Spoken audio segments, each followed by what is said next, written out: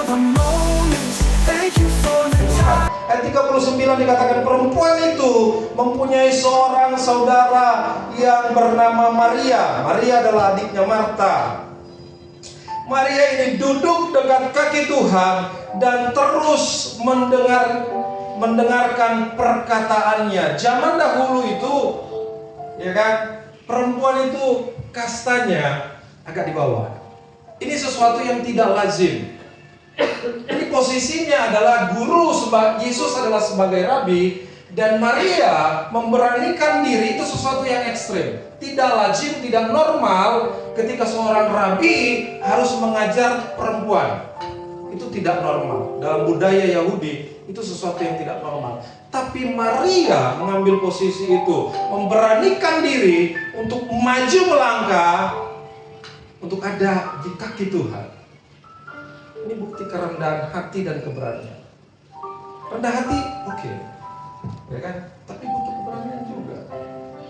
Kalau hanya rendah hati, khawatirnya loh ya, khawatirnya kurang powerful. Tapi harus berani juga. Rendah hati dan berani. Rendah hatinya di mana? Perhatikan baik-baik. Maria ini duduk dekat kaki Tuhan. Dekat kaki Tuhan itu melambangkan, menunjukkan kerendahan hati Maria. Duduk di kaki Tuhan. Kalau mendapatkan sesuatu, duduklah di kaki Tuhan. Berlama-lamalah di kaki Tuhan. Berdoalah di kaki Tuhan untuk mendapat pengajaran yang baru dari Tuhan, untuk mendapat pengurapan yang baru dari Tuhan. Amin. Kita juga harus berani melangkah. Stereotip, ya kan? Paradigma. Apa yang dikatakan orang, kita hidup bukan atas apa perkataan orang. Kita hidup hari ini. Kalau kita berkata orang percaya, orang benar hidup karena percaya. Percayakan apa? Percayakan setiap firman yang keluar. Jadi kita hidup mungkin hari ini. Ada beberapa yang sudah bekerja, ya kan? Ada yang beberapa yang masih sekolah. Beberapa orang yang bekerja berpikir dia hidup hari ini karena menerima gaji. Betul? Ada yang berpikir begitu. Saya hidup hari ini karena saya bekerja, saya menerima gaji, saya mampu membeli makanan, saya mampu membeli apa yang saya butuhkan. Tapi sesungguhnya kita berkata kita hidup karena percaya. Percayakan pemeliharaan Tuhan. Segala sesuatunya dalam tangan Tuhan. Rekodnya semua dalam tangan Tuhan. Kalau Tuhan bilang selesai bernapas, selesai. Tutup buku, tutup buku. Ya kan? Hidup kita dalam tangan Tuhan. Penting kita berjaga-jaga. Kita berkenalan Tuhan, minta tuntunan Tuhan, minta penjagaan Tuhan. Amin. Maria ini duduk dekat kaki Tuhan dan terus mendengarkan perkataannya. Perhatikan baik-baik, di sana dikatakan terus. Berarti continue, bukan hanya sekali, ya kan? Terus memperhatikan, terus mendengarkan. Karena apa? Karena dia haus, karena dia rindu, karena dia lapar akan kebenaran firman Tuhan. Ini momen yang langka. Maria tahu ini momen yang spesial, ya kan? Saya nggak harus ke distract dengan orang lain.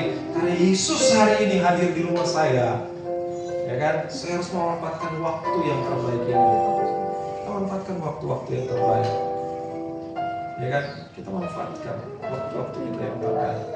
Dengan rendah hati kita mau belajar, dengan rendah hati kita mau ditegur, dengan rendah hati kita mau dibentuk. Kerendahan hati mendahului kehormatan. Amin. Kecongkakan, kesombongan mendahului kehancuran. Cepat atau lambat, orang yang congkak, orang yang sombong akan hancur.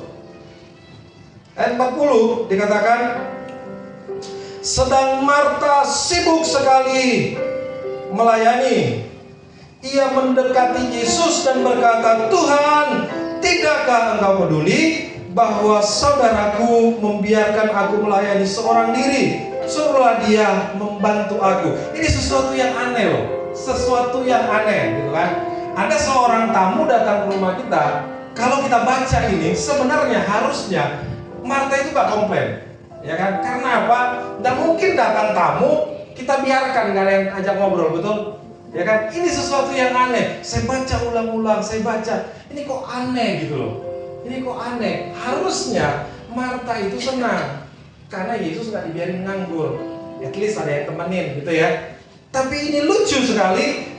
Malah Marta berkata, ia mendekati Yesus dan berkata, Tuhan, tidakkah engkau peduli bahwa saudaraku membiarkan aku melayani seorang diri? Suruhlah dia membantu aku. Harusnya Marta senang karena Maria temani. Itu yang pertama. Yang kedua, harusnya kalaupun Marta mau ditemani oleh Maria adiknya, dia bisa ngomong ke Maria, ya kan? Betul nggak? Ngomong aja ke Maria, entah kode-kode gitu kan. Waktu itu kan belum ada WA, ya kan, kode-kode lah. Entah, gitu kan. Entah apalah kodenya gitu kan, kode keluarga, sandi keluarga. Harusnya kan begitu. Itu harusnya dia ngomong aja. Ngomong aja ke Maria. Apa susahnya? Ya kan, tinggal ngomong. Mar, gitu kan. Kalau panggilannya Mar, kalau Ria. Tinggal ngomong aja harusnya. Tapi tidak. Itu yang kedua. Yang ketiga, malah dia ngomong pada Yesus. Malah ngomong sama tamunya. Ya kan? Malah ngomong sama Yesus. Yesus, Tuhan, tidakkah engkau peduli? Gitu. Lucu kan? Nangkap gak sampai di sini? Lucu sekali.